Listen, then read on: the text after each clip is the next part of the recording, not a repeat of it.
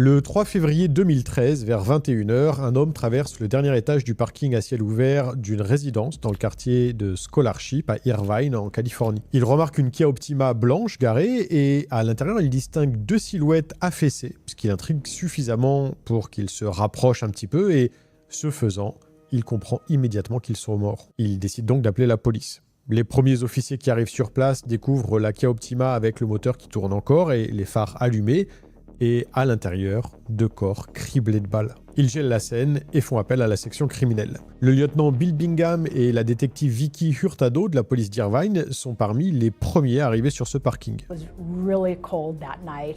It was on the top of the parking structure. It was surprising to see there was 14 shell casings on the ground surrounding this vehicle. 14 douilles sur le sol autour du seul véhicule avec un silencieux abandonné sur place.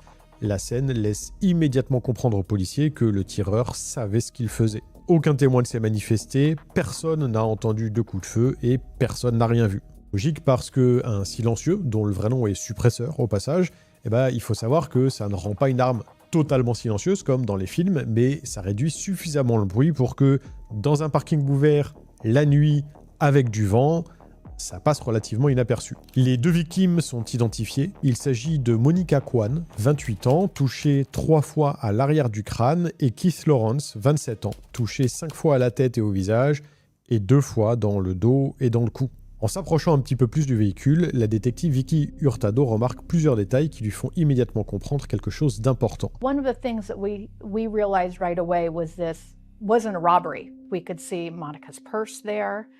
Her new beautiful engagement ring was still very clearly on her finger. Si le sac à main est encore là et la bague de fiançailles toute neuve encore au doigt de la victime, ça veut dire que ça n'est pas un vol qui a mal tourné. Et un silencieux sur la scène, ça élimine à peu près tout le reste parce que personne ne débarque avec un silencieux pour un différend qui dégénère ou encore un crime d'opportunité. Non, quelqu'un est vraisemblablement venu ici, a attendu et a tué ces deux personnes de manière froide et méthodique. Sauf que pour le moment, pour les enquêteurs, le mobile est une véritable énigme. Parce que quand ils commencent à reconstituer qui sont les victimes, rien dans leur profil ne les relie au milieu criminel ni ne justifie une exécution pareille. Monica Kwan et Keith Lawrence s'étaient rencontrés 6 ans plus tôt à Concordia University, ici même à Irvine, où ils jouaient au basketball tous les deux. Elle était devenue entraîneuse adjointe de basket féminin à Cal State Fullerton, et lui, agent de sécurité armé à l'Université de Californie du Sud. Quelques jours plus tôt, Keith avait dispersé des pétales de rose sur le sol de leur appartement, puis il s'était mis à genoux et il avait demandé Monica en mariage.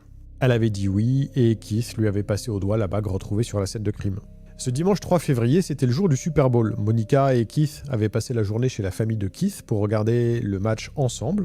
Et une fois le match terminé, vers 19h45, ils étaient rentrés à Irvine et c'est en se garant sur le parking de leur résidence qu'ils ont été froidement abattus. Maintenant, ils sont morts dans une Kia Optima et personne ne comprend pourquoi. Les enquêteurs d'Irvine n'ont pas la moindre piste, aucun témoin, aucun mobile apparent, et c'est à ce moment-là qu'un appel va tout faire basculer.